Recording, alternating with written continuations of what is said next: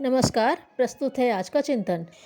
कब किस दान की महिमा अत्यधिक बढ़ी चढ़ी मानी जाती है? इस प्रश्न के उत्तर में एक ही बात कही जा सकती है कि जब जिस विपत्ति का अत्यधिक प्रकोप हो तब उसके निराकरण का उपाय ही सर्वश्रेष्ठ दान है। प्यास से संत्रस्तों को पानी, भूख से तड़पतों को अन्न, अग्निकांड का शमन करने के लिए जल, बाढ़ की चपेट से घिरे हुओं को नाव, दुर्घटनाग्रस्तों को चिकित्सा उपचार जैसे उन साधनों की आवश्यकता पूर्ति की जाती है जिनके कारण संकटग्रस्तों को अत्यधिक त्रास सहन करना पड़ रहा है।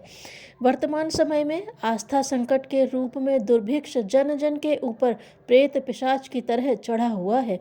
लोग बेतरह भूल भुलैयों में भटक रहे हैं। दृष्टिकोण में ऐसी विकृति समा रही है कि उल्टा सीधा और सीधा उल्टा दिखता है। कौरवों को नवनिर्मित राजमहल में प्रवेश करते समय जल में थल और थल में जल दिख पड़ा था। इस कारण वे मतिभ्रम में पड़े, दुर्गति को प्राप्त हुए और उपहासास्पद भी बने। इन दिनों जो चिंतन, प्रचलन, व्यवहार एवं लक्ष्य अपनाया जा रहा है वह लगभग उल्टे स्तर का है। अपने समय में सबसे बड़ा अभाव और कष्ट यह है कि लोगों को मानवोचित स्तर पर सोच सकना और तदनुरूप क्रियाकलापों को ढाल सकने में सफल होना कठिन जान पड़ता है। भ्रष्ट चिंतन अपनाते ही दुष्ट आचरण बन पड़ने का सिलसिला तो तेजी से चल पड़ता है।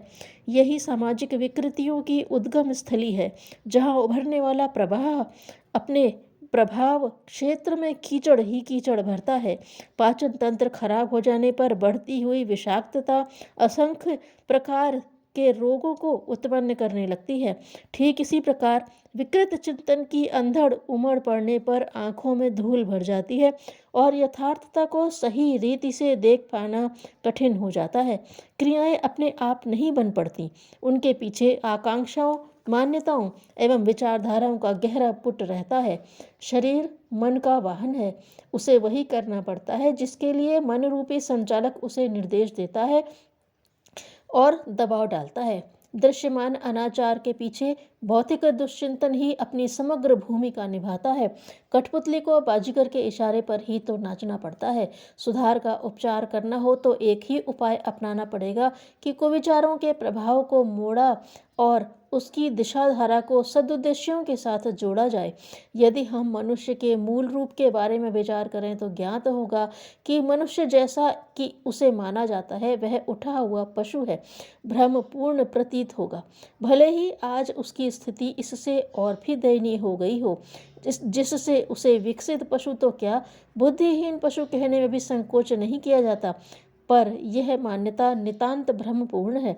मनुष्य में देवत्व आज भी मौजूद है, जो समस्या एक ही है, पर समस्या एक ही है कि देवासुर संग्राम की तरह आज उसका असुरत्व उस पर हावी हो चला है। इसलिए हमें वह पशुतुल्य जान दिख पड़ता है, किंतु वास्तविकता ऐसी है नहीं। अब उसका देवत्व जगने का क्रम आरंभ हो गया है। मानवीय सत्ता मूलतः देवत्व प्रधान है, देवत्व का ही वह प्रतिनिधित्व करती है। यदि अभी भी देवत्व के अपने मूल रूप में स्वयं को परिवर्तित कर लेता है तो यह सृष्टि भी सुरक्षित बच जाएगी और महाकाल को कोई कठोर कदम भी नहीं उठाना पड़ेगा। अन्यथा मनुष्य उसकी प्रताड़ना से किसी भी प्रकार बच न सकेगा। और अब मनुष्य के जागरण का अनुकूल समय आ पहुंचा है, जब एक बार फिर से वह देवत्व के अपने पुरातन इतिहास को दोहराने जा रहा है। इस क्रम में यदि इस शताब्दी के अंत तक गोल्डन एरा, स्वर्णिम युग जैसा कुछ धरती पर अवतरित हो जाए तो हमें आश्चर्य नहीं करना चाहिए। धन्यवाद।